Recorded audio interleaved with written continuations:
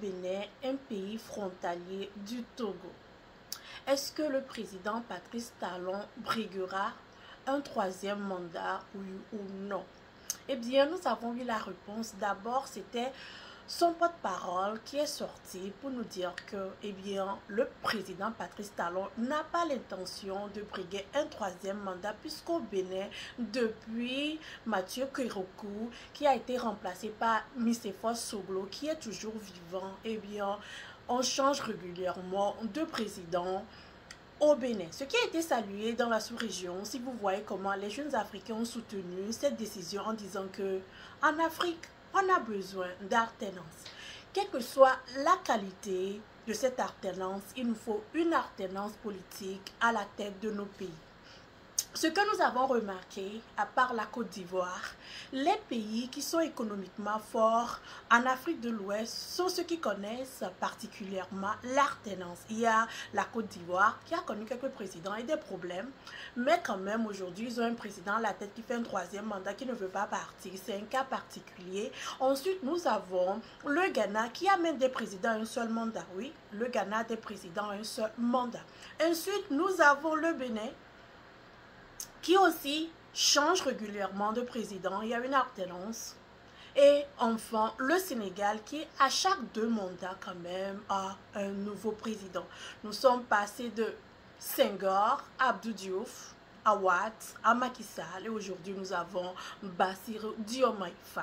Donc, ces pays, quand vous les visitez, ce n'est pas seulement une histoire politique, mais vous voyez que même économiquement, c'est plus dynamique parce que tout le monde sait que si tu ne fais pas bien, tu peux perdre les élections présidentielles. Donc voilà, le président béninois a fait une sortie. Cette vidéo est un peu partout sur les réseaux sociaux.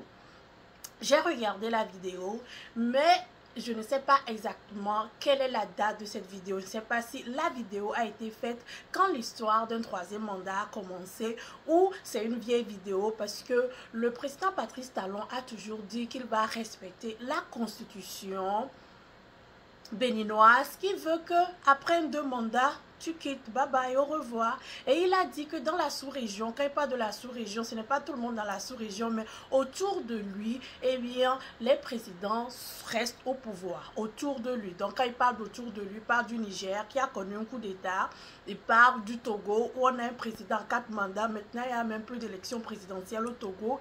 Il parle un peu de la Côte d'Ivoire, où les présidents ont l'habitude, où ils ont pris l'habitude de rester au pouvoir. Donc, le président Patrice Talon a répondu dans une vidéo en disant qu'il n'a pas l'intention de briguer un troisième mandat.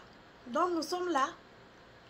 Donc, en 2026, il y aura des élections libres, transparentes au Bénin et un autre Béninois sera appelé à diriger le Bénin.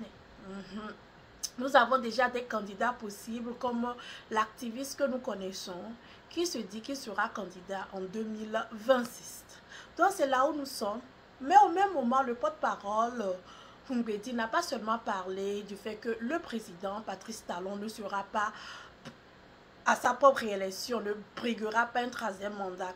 Il a aussi rappelé que les sorties du général Tiani, spécialement la dernière sortie du général Tiani, que nous avons adoré, que nous avons dégusté, bien il dit que lui là, il a pris les points de repère que le général Tiani a donné, il a pris ça et puis il a tracé ça et ce n'est pas tombé dans le Bénin, que c'est tombé quelque part là, que si on prend les précisions que nous avons adoré que le général Tiani a donné, bien lui dit que ces précisions ne tombent pas sur le Bénin, qu'il n'y a pas de base militaire au Bénin et que cette marche de Béninois qui vont demander le départ des soldats français ne peut pas avoir lieu parce qu'il n'y a pas de base militaire au Bénin. Donc c'est là où nous en sommes et il déplore aussi le fait qu'il n'y a pas de communication entre les militaires qui sont au pouvoir au Burkina Faso et au Niger, ce qui a fait que quand il y a eu cette attaque qui a fait 28 morts, officiellement une trentaine de morts, eh bien, il a été difficile de gérer l'attaque. Donc, ils aimeraient quand même une ouverture avec le Burkina Faso, une ouverture avec le Niger, une meilleure communication pour lutter contre le djihadisme, parce que dans cette histoire du djihadisme, nous sommes tous dedans. Les pays de la côte sont aussi vulnérables que le Mali, le Burkina Faso et le Niger. Donc vivement 2026 pour voir qui sera le nouveau président béninois. Et on ne peut qu'encourager les présidents qui ont décidé de respecter la Constitution parce que dans la sous-région ouest africaine, ce n'est pas tous les jours qu'on respecte la Constitution africaine. Tellement que je vais encore citer Patrice Talon. Il a dit tellement, quand les présidents viennent au pouvoir, ils s'attaquent à la Constitution pour pouvoir rester au pouvoir, que chaque fois qu'un président décide de changer la Constitution, quelque chose dans la Constitution, les gens pensent déjà qu'ils veulent mettre une virgule, enlever une virgule pour rester indéfiniment au pouvoir. Mais c'est ce qu'il dit aussi, c'est sérieux, c'est un problème que nous avons en Afrique de l'Ouest, surtout en Afrique de l'Ouest francophone, revenons en Afrique de l'Ouest francophone, même le Libéria, qui a connu une guerre civile, même le Libéria. Ils ont des élections libres et transparentes. Ils ont eu un président, un seul mandat, George Weah, qui est parti, qu'on voit maintenant en train de fêter, car il y a aussi une vie après le pouvoir. Donc ça arrive souvent dans les pays de l'Afrique de l'Ouest francophone où les présidents ne veulent pas quitter le pouvoir.